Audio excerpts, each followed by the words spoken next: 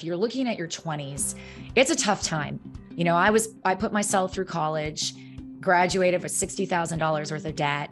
And, that first job out of college was making like $24,000. But then I got another job, made a little bit more, but I was still paying those school loans. And I remember at a certain point, I had a car with 150,000 miles on it, and it kept breaking down. And I had almost $10,000 of credit card debt. And that was because I didn't have an emergency fund.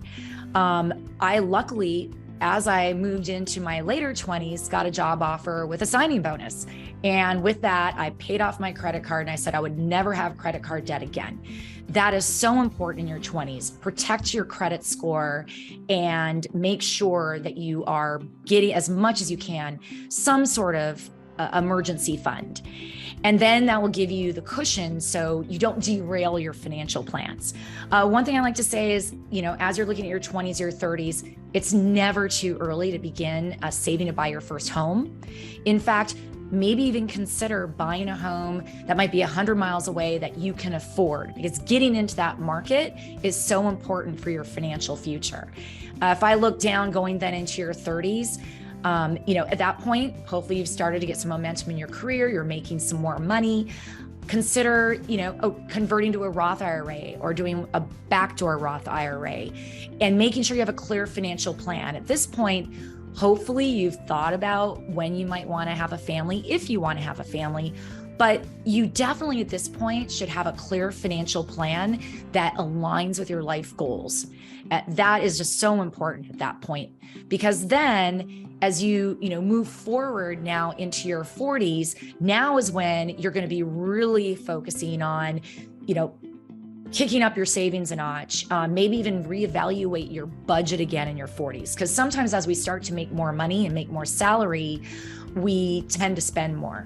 I know one thing that I did that helped me in my life is in my 30s, after I paid off that credit card debt, I actually then paid off my school loans. And the one thing I did is after I paid off that $800 a month nut, I pretended I kept paying it. So I kept putting that money now into what I called my house fund. And then as I moved up and I was able to get pretty good bonuses, I would pretend those bonuses didn't exist. And I would take those bonuses and I'd put those into my house fund. And that was how I was able to buy my first home. And then as you move through and you have extra income, some other tricks out there is, for example, obviously you want to max your 401k up to the employer match, which could be 3 or 6%.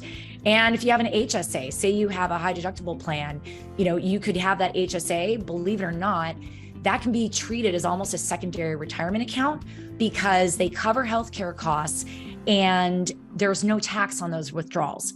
Now, check with your individual state, because in some states, not California, where I live, unfortunately, but it's actually a tax deduction.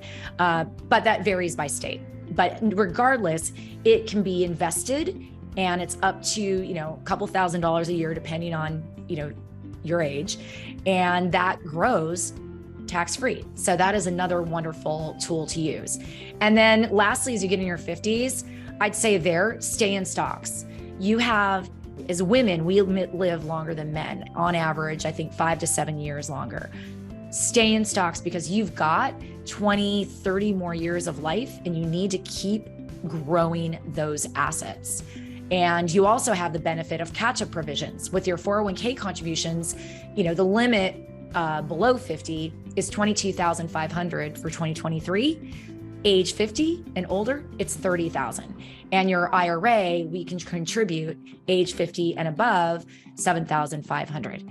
So I would say those are the in a nutshell, gosh, you could be so much more specific, but as a woman and you're thinking about your life in general and your life goals, it is so imperative because of the challenges we face, such as our fertility, the fact we live longer, the risks that we have. It is so important as women to think about your financial future as it corresponds to your life goals and make sure that you are doing everything you can to support yourself from a knowledge perspective and your financial literacy and empower yourself to have that financial independence in your life.